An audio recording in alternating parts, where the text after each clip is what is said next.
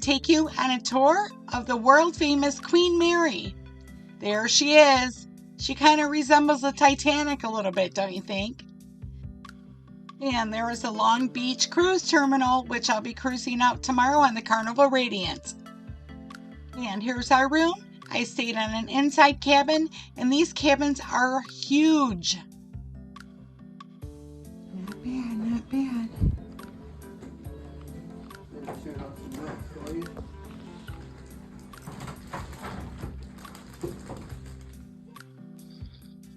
They didn't really have a lot of closet space. They just had one little closet in the corner, but they did have 2 beds that had really good mattresses. They had all of the updated stuff for like USB ports and a lot of plugs. And we had cartoons on when we came in. I have no idea why, but the bathrooms were huge. So as I go around the ship and show you everything there is to do, I will go ahead and give you some history on the Queen Mary. The RMS Queen Mary is a retired British ocean liner. It operated primarily in the North Atlantic Ocean from 1936 to 1967 on the Cunard Line. Queen Mary and the Queen Elizabeth were Cunard's 2-ship weekly express services between Southampton and New York. Queen Mary sailed on her maiden voyage on May 27, 1936, and won the Blue Ribbon that August. She did lose the title to the SS Normandy in 1937, but recaptured it in 1938 and held it until 1952. With the outbreak of World War II, she was converted into a troop ship and ferried Allied soldiers during the conflict. On one voyage in 1943, she carried over 16,600 people, still the record for the most people on one vessel at the same time. Following the war, Queen Mary returned to a passenger service and, along with the Queen Elizabeth, commenced the 2-ship transatlantic passenger service for which the 2 ships were initially built. The pair dominated the transatlantic passenger transportation market until the dawn of the jet age in the late 50s. By the mid-60s, the Queen Mary was aging and operating at a loss. After several years of decreased profits, Cunard officially retired the Queen Mary from service in 1967.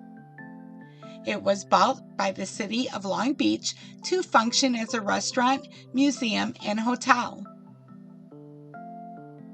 The Queen Mary left Southampton for the last time on October 31, 1967, and sailed to the port of Long Beach, where she was permanently moored. After undergoing extensive refurbishment and modifications, Queen Mary opened to the public in 1971 and has remained operational since. During the 1930s and the Great Depression, Cunard was forced to merge with the White Star Line. The White Star Line is better known for building the Titanic. Both lines agreed to the merger, and on May 10, 1934, the companies were merged. Oh, it's back here. Let's check it out. Observation bar. Game room.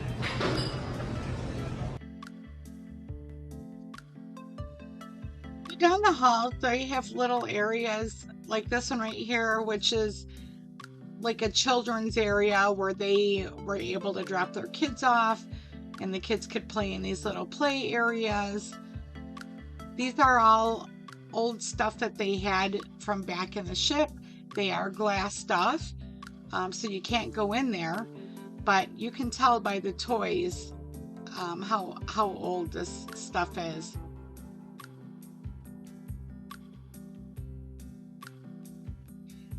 Notice down these hallways, the windows are enclosed, so there's no open decks on some of these levels.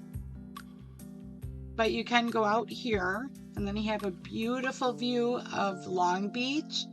The sun's about to set. Oh, you want to go on the other side? Is the sun?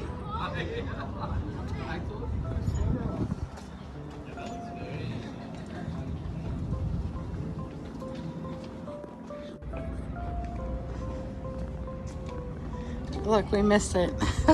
Yeah, I was gonna say, I think it's down, isn't it?